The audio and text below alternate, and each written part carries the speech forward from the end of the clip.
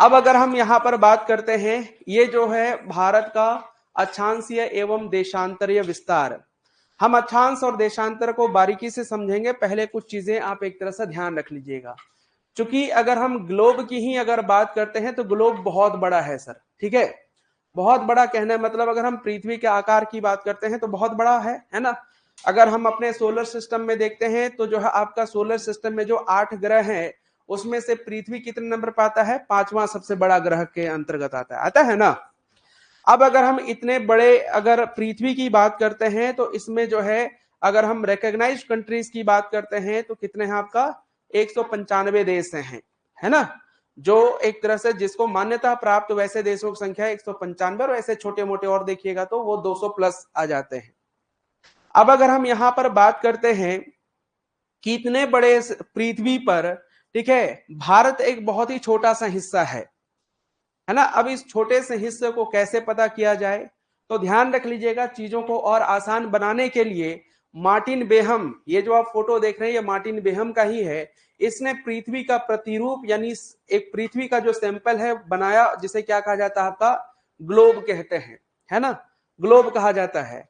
अब इस ग्लोब को जो है बना तो दिया गया, लेकिन चीजों को और आसान बनाने के लिए इसको क्या कर दिया गया? इसमें कुछ इमेजिनरी लाइंस खींच दिए गए, यानी काल्पनिक रेखाएं खींच दी गई। अब ये काल्पनिक रेखाएं क्यों खींची गई, इसका सीधा सीधा जो है आपको उदाहरण देके हम समझाते हैं।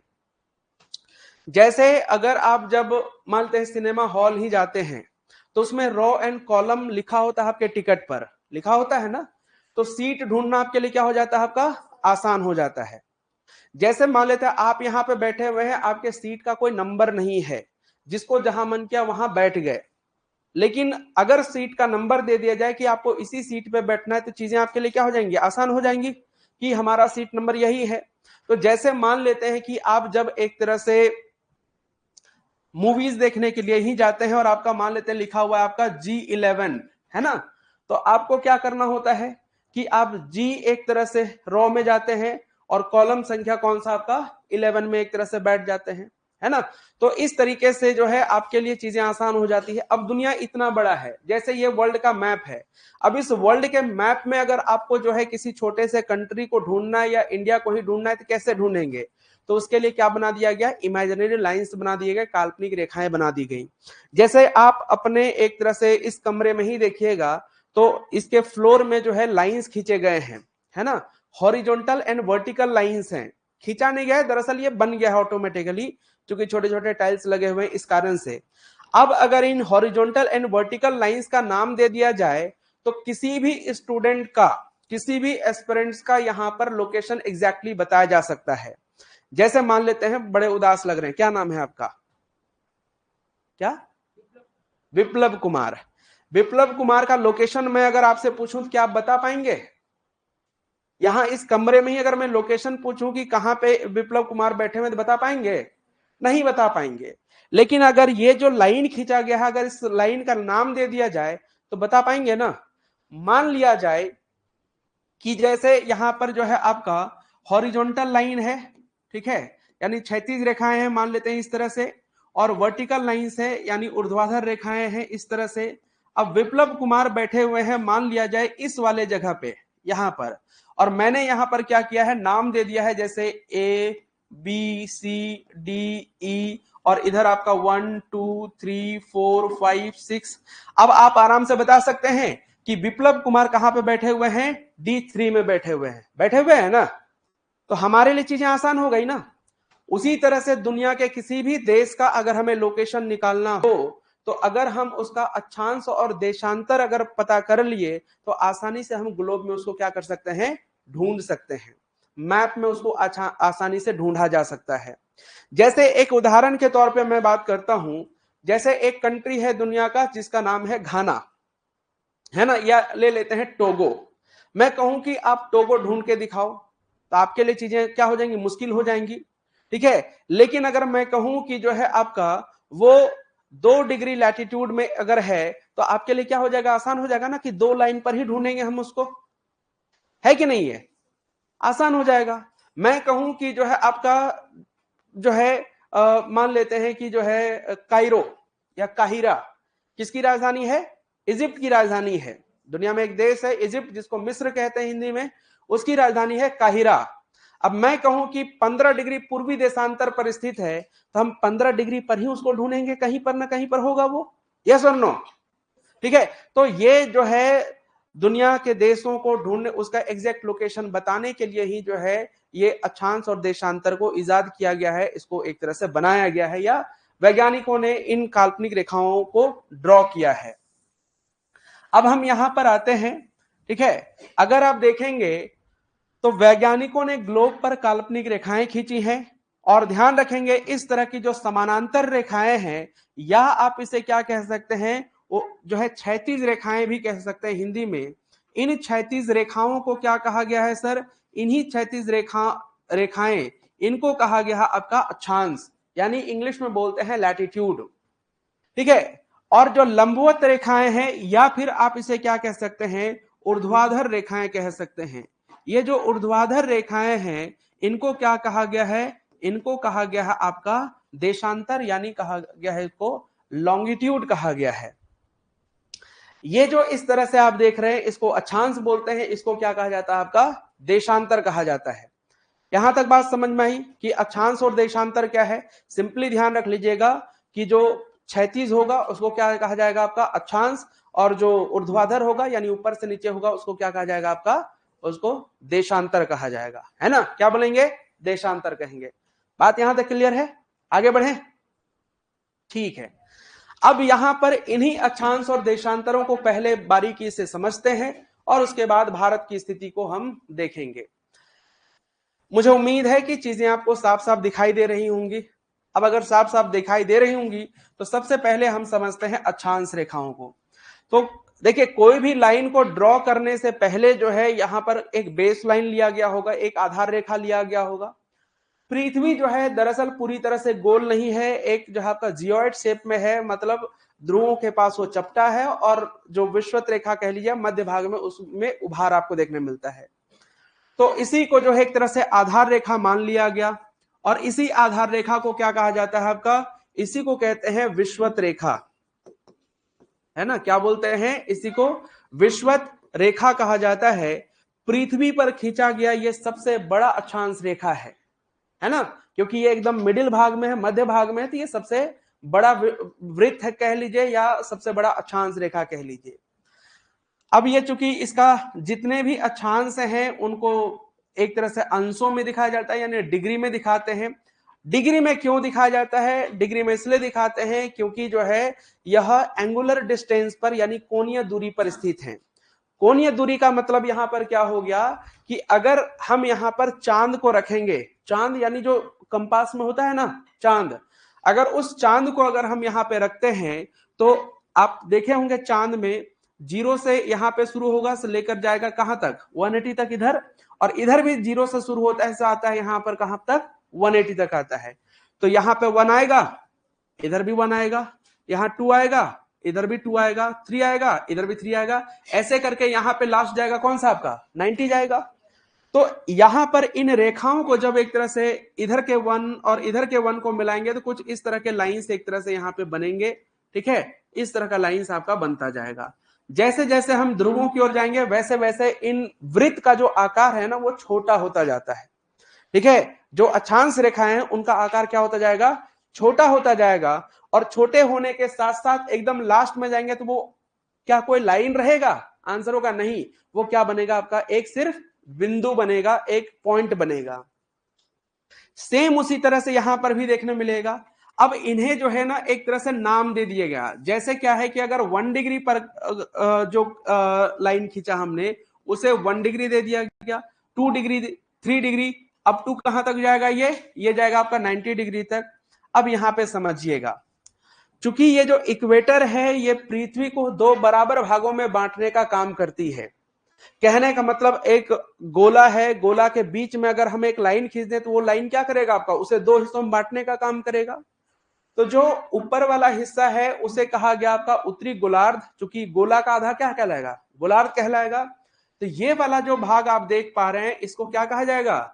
इसको कहा जाएगा उत्तरी गोलार्ध कहा जाएगा। और ये वाला जो हिस्सा है इसको क्या कहेंगे, इसको कहेंगे दक्षिणी गोलार्ध कहेंगे, दक्षिणी गोलार्ध कहा जाएगा।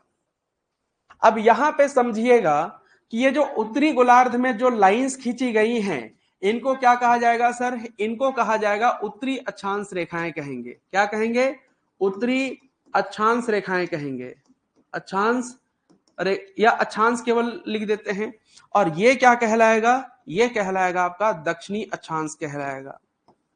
जो रेखाएं हैं हम उन रेखाओं की बात कर रहे हैं। उत्तरी अक्षांश की बात करेंगे तो इनकी संख्या कितनी है आपका, इनकी संख्या है टोटल 90 और इनकी संख्या कितनी है आपका टोटल 90, क्योंकि 1 से शुरू होकर जा रहा है कहां तक आपका 90 तक, और यहां पर भी 1 से शुरू हो रहा है कहां तक जा रहा है आपका 90 तक। तो 90 कितना हो गया 180 हो गया। और ये जो इक्वेटर है जिसे हम 0 डिग्री मान रहे हैं ये भी तो एक अक्षांश रेखा है। और इस तरह से टोटल अक्षांश रेखाओं की जब हम बात करते हैं तो कितना होता है आपका 181 होता है। टोटल अक्षांश की बात करते हैं, कुल अक्षांशों की बात करते हैं 181 होगा, और अक्षांश रेखाओं की जब हम बात करेंगे तो 179 होता है। अब इस चीज को समझ लीजिएगा, यहीं पर मैंने क्या कहा, अगर रेखाएं अगर बात की जाएगी तो ये हो जाएगा आपका 90 + 1। और अगर सिर्फ अक्षांश की बात करेंगे, ठीक है, सिर्फ अगर हम अक्षांश की बात करते हैं तो ये अक्षांश में कितना हो जाएगा सर, देखिए ये 90 डिग्री जो होता है वो सिर्फ पॉइंट होता है, वो रेखा नहीं है, वो लाइन नहीं है, इसलिए वहां पर एक माइनस होगा। यहां पर भी जो 90 डिग्री होगा वो लाइन नहीं है, वो क्या है आपका एक पॉइंट है। तो इस तरीके से अगर दो चीजें घट गई यहां पर, तो ये जहां पर 181 हो रहा था ये क्या हो जाएगा आपका 179 होगा। तो ये हमेशा ये बहुत कंफ्यूजिंग वाली चीज होती है, कुछ लोग नहीं समझ पाते इस चीज को। अगर आपसे टोटल लैटिट्यूड लाइंस पूछा जाएगा तो 179, और टोटल लैटिट्यूड पूछा जाता है तो कितना होगा आपका 181। बात समझ आई कि नहीं समझे? लाइंस अगर पूछा जाता है 179, और अगर केवल लैटिट्यूड पूछा जाता है तो 181। अरे बाबा, अच्छा सॉरी, यहां पे अक्षांश में ये गलत मैंने लिखा ही है, यहाँ पे उल्टा ऊपर नीचे हो गया है। रेखाएं अगर पूछा जाएगा तो 179 और अक्षांश पूछा जाता है तो 181, ये ध्यान रखिएगा। नहीं समझे? देखिए रेखाएं कहने मतलब क्या है, ये जो 90 डिग्री आप देख रहे हैं ये सिर्फ जो 90 डिग्री है ना, ये एक क्या आपका लाइन नहीं है बल्कि ये क्या आपका पॉइंट है। यहां पर भी जो 90 डिग्री आप देख रहे हैं ये लाइन नहीं है बल्कि क्या आपका एक पॉइंट है, और इसीलिए हम इसको हटा रहे हैं। तो ये जो है एक तरह से ध्यान रखनी है। अब यहां पे मेन मुद्दे पे आते हैं, ये अक्षांशों का काम क्या होता है। अक्षांश का काम होता है दरअसल किसी भी लोकेशन का सबसे उत्तरी और सबसे दक्षिणी बिंदु को बताना। कहने का मतलब यह है कि अगर मैं बात करूं कि ये जो है एक तरह से मान लिया जाए इंडिया है, अक्षांश रेखाएं किस तरह से क्रॉस करेंगी, इस तरह से क्रॉस करेंगे ना। अगर हम इंडिया का जो है, अगर हमें एक्सपेंशन बताना है, इंडिया का अगर विस्तार बताना है तो हमें ये लाइन और ये लाइन का पता होना चाहिए, हाँ कि ना। तभी हम कह सकते हैं कि भारत का विस्तार कहां से कहां तक होगा, राइट। तो ये पहला काम हो गया कि जो है एक तरह से उत्तरी और दक्षिणी बिंदुओं को ये बताता है। दूसरी चीज, जो जलवायु कटिबंध होते हैं उसके बारे में हमें यह जानकारी देता है। अभी जलवायु कटिबंध क्या होता है हम क्लाइमेटोलॉजी में बात करेंगे अलग से, लेकिन फिलहाल के लिए ये जान लीजिए, ठीक है।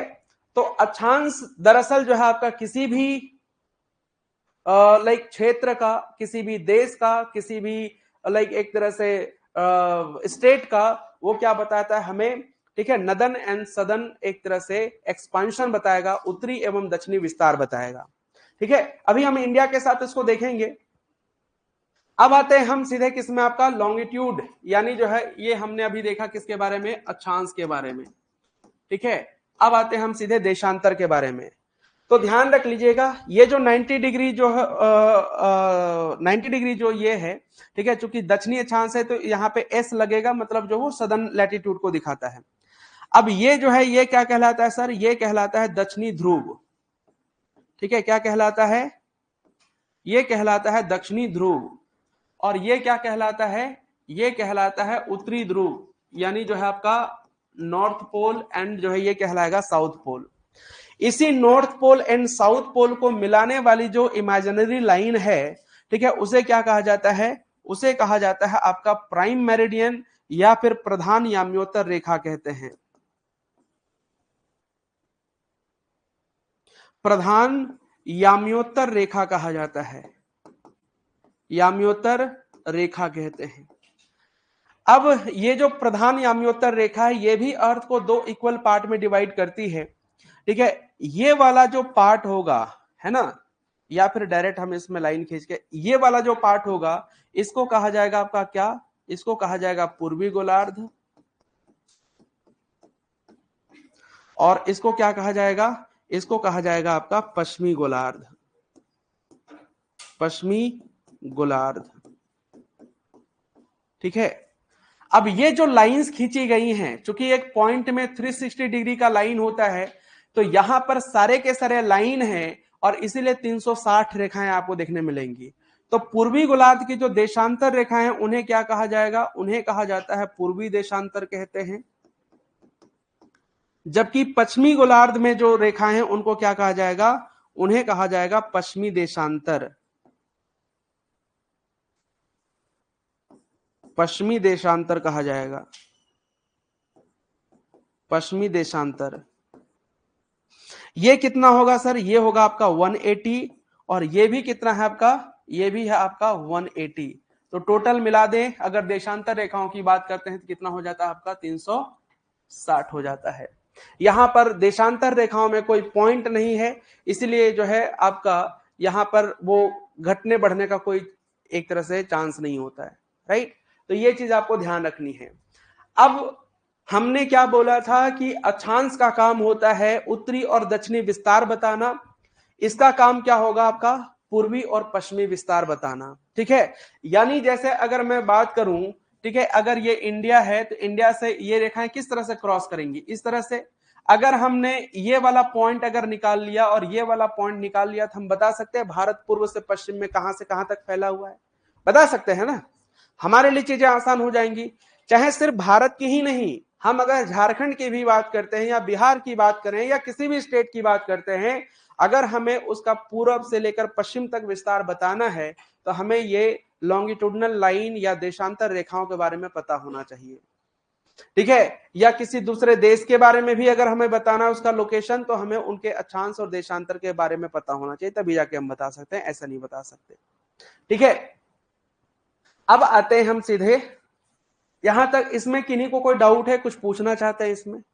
कहीं पर भी कुछ भी अगर आपको लग रहा हो कि नहीं ये चीज हमें नहीं समझ में आया, आप पूछ सकते हैं, अभी पूछ लीजिए, वो बाद में मेंटर वगैरह के चक्कर में ना रहे, है ना। जो लगता है आपको कि ये चीज समझ में नहीं आया, एकदम बेफिक्र होकर पूछ डालिए। और आप लोग लिख लिए इधर, एकदम पूरा चुपचाप बैठे हुए हैं, लिखे थोड़ा। आप अगर सोच रहे हैं ना कि बिना लिखे मेरा काम हो जाएगा, तो गलत फहमी में है आप, है ना। अल्टीमेटली जाके एग्जामिनेशन हॉल में आपको लिखना ही पड़ेगा, है ना। और जाके पूछिएगा अपने दोस्त यार अगर जिन्होंने एग्जाम दिया होगा, ठीक है, पता चला कि जो है बोल देंगे कि यार क्वेश्चन ही छूट गया, ये छूट गया, वो छूट गया। वो उसका सबसे बड़ा कारण है ना लिखना। अगर आप लिख रहे हैं तो डेफिनेटली जो है वो प्रैक्टिस होता जाएगा और आपके बहुत काम आएगा वो।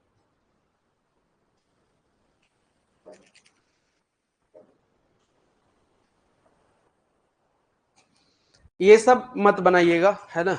आप दो ग्लोब बना लीजिए और जो है अक्षांश और देशांतर को दिखा दीजिए, ठीक है। उत्तरी गोलार्ध और दक्षिणी गोलार्ध को बता दीजिए, और जो है आपका पूर्वी गोलार्ध और पश्चिमी गोलार्ध को। अब अभी हमने शुरू में एक तरह से बात किया था कि इंडिया की जो स्थिति है, भारत की जो स्थिति है, वह आपका उत्तर पूर्वी गोलार्ध। ऐसा क्यों कहा हमने, अब आपको बताते हैं, ठीक है। ये जो हिस्सा है सर, ठीक है, ये वाला, ये पूरे ग्लोब को उत्तरी और दक्षिणी गोलार्ध में डिवाइड कर रहा है, यस और नो। अगर हम इंडिया की बात करते हैं, इंडिया लोकेटेड है आपका कहां पे? इंडिया लोकेटेड है आपका नॉर्थ हेमिस्फीयर में। कहां पे है? नॉर्थ हेमिस्फीयर में स्थित है, ठीक है। किस पॉइंट ऑफ व्यू से? तो लैटिट्यूडनल पॉइंट ऑफ व्यू से, यानी अक्षांशीय दृष्टि से भारत कहां पे स्थित है आपका? उत्तरी गोलार्ध में। कहां पे है? उत्तरी गोलार्ध में। वहीं जब हम लॉन्गिट्यूडनल पॉइंट ऑफ व्यू से देखते हैं तो कहां पे होगा आपका इंडिया? इंडिया है आपका पूर्वी गोलार्ध में। कहां पे है? पूर्वी गोलार्ध में। तो अगर हम पूरे ग्लोब की बात करते हैं एक साथ, क्या हो जाएगा आपका? उत्तर पूर्वी गोलार्ध। अब यहां पे समझिएगा, ये उत्तर पूर्वी से क्या क्या इंफॉर्मेशन आपको मिल रहा है। जहां उत्तर पूर्वी लिखा हुआ है कि उत्तर पूर्वी गोलार्ध, इसका मतलब क्या हो गया? उत्तर और दक्षिण के रूप में कौन डिवाइड करता है? अक्षांश रेखाएं। कौन बांटता है? अक्षांश रेखाएं। और पूर्व और पश्चिम के रूप में कौन बांटता है? देशांतर रेखाएं। तो उत्तर उत्तरी लिखा हुआ है, मतलब जो अक्षांश दृष्टि से अगर किसी भी कंट्री या किसी भी लाइक स्टेट के बारे में ही अगर आप पढ़ रहे हैं और वहां पे उत्तर पूर्वी या दक्षिण पूर्वी ऐसा कुछ लिखा हुआ है, इसका मतलब क्या है कि कट गया क्या? अच्छा चलिए बढ़िया है, मतलब अपग्रेड किया है इन्होंने, पैसा वैसा आया होगा तब, है ना। चलिए कोई नहीं। तो अगर मान लेते हैं उत्तर उत्तरी या दक्षिणी लिखा हुआ है, इसका मतलब वो हमें, ठीक है, कौन सा अक्षांशीय विस्तार बता रहा है। और पूरब या पश्चिमी लिखा हुआ है, इसका मतलब वो हमें देशांतरीय विस्तार बता रहा है। बात समझ में आई? तो ये चीज आपको क्या करना है, ध्यान रखना है। इंग्लिश में यही चीज क्या होता है कि आपका नॉर्थ है तो केवल एन लिखा हुआ रहेगा, साउथ है तो केवल एस लिखा रहेगा, ईस्ट है तो केवल ई लिखा रहेगा, वेस्ट है तो केवल डब्ल्यू लिखा रहेगा। हम अभी आगे बात करेंगे, यहां तक किन्हीं को कोई दिक्कत नहीं ना? आगे बढ़े? ठीक है, ये हट जाएगा इसलिए मैं बोल रहा हूं। लिख लिया ना आपने? ठीक है। अब यही चीज को हम देखते कहां पे आपका, इसी ग्लोब में देखते हैं। जैसे यहां पे आपको साफ साफ दिख जाएगा, ठीक है। हो सकता है कि आपको वहां से ना दिखाई दे, लेकिन ये इक्वेटर लिखा हुआ जरूर दिखाई दे रहा होगा।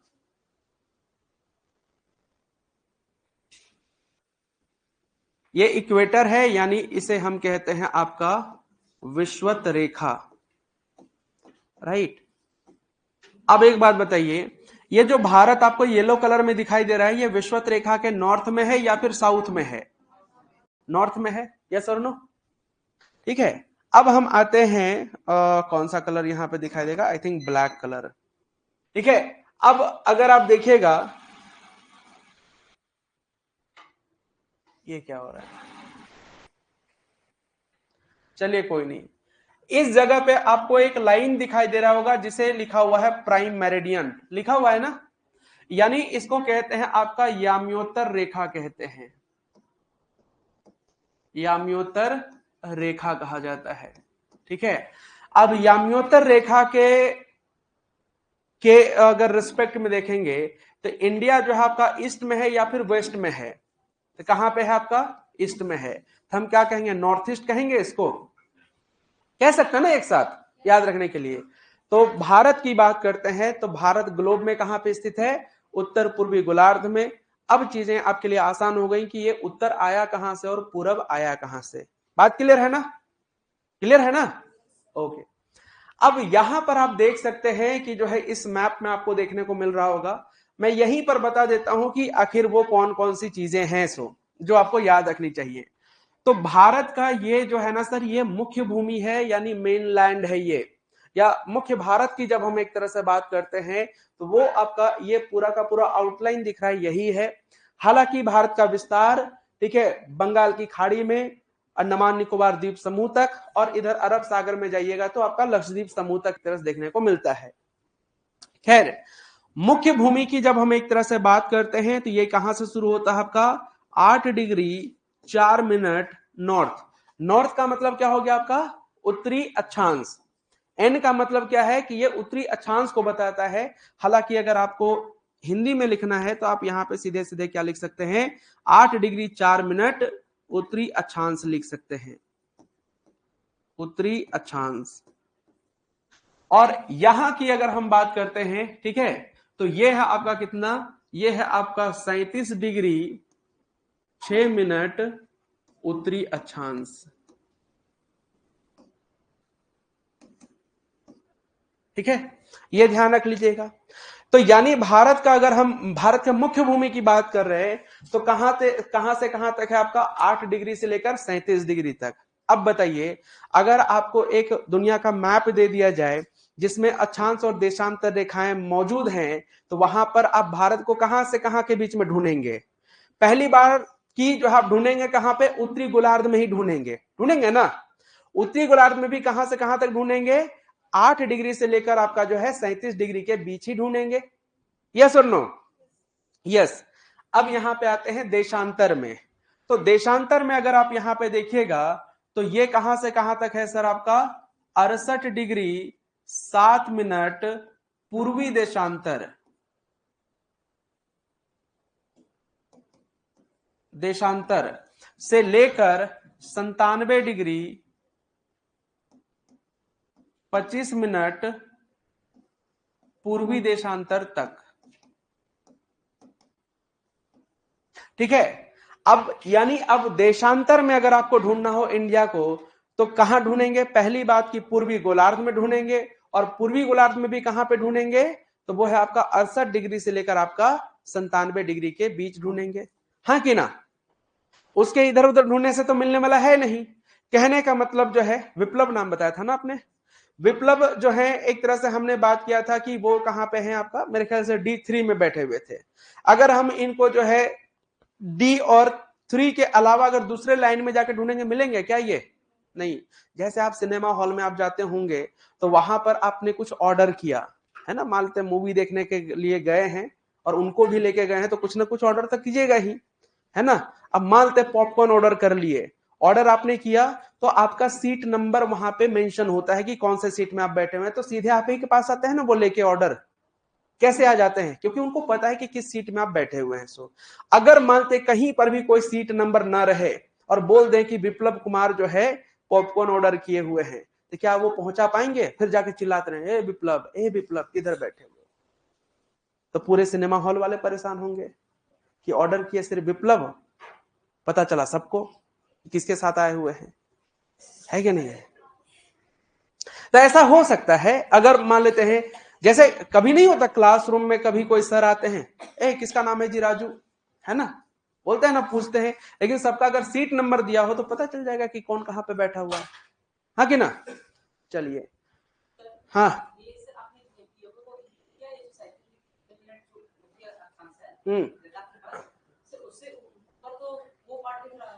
कौन? क्योंकि उधर वो पीओके का हिस्सा है। नहीं, वो जब पूरा एनसीईआरटी वगैरह हर जगह पे यही है तो फिर हम कैसे इंक्लूड कर सकते हैं? ठीक, सर देखिए बात ऐसा है कि वो पाक ऑक्यूपाइड है ना, पाक अधिकृत है। तो जो पाक अधिकृत चीजें हैं उस चीज को हम अभी नहीं दिखाते हैं अपने ये में, मानचित्र में दिखाते हैं, ठीक है, क्योंकि वो हमारा हिस्सा है, लेकिन वो डिस्प्यूटेड पार्ट है ना, इसीलिए। तो लाइक एक तरह से, और सिर्फ ये हम नहीं है, ये तो भारत सरकार का काम है कि उसको एक तरह से अपने ये में मिला लेना, है ना। तो एक तरह से मैप में हम तो दिखा देते हैं, लेकिन कुछ चीजें हैं जो वहां के लिए नहीं मानते, जो माना जाता है वही, क्योंकि यहाँ पे आप थेथर नहीं बन सकते कि नहीं हम उसको भी मिलाकर जो है लैटिट्यूड एंड लॉन्गिट्यूड लिखेंगे, तो फिर वो गलत हो जाएगा एग्जामिनेशन हॉल में, तो इसीलिए। ठीक है।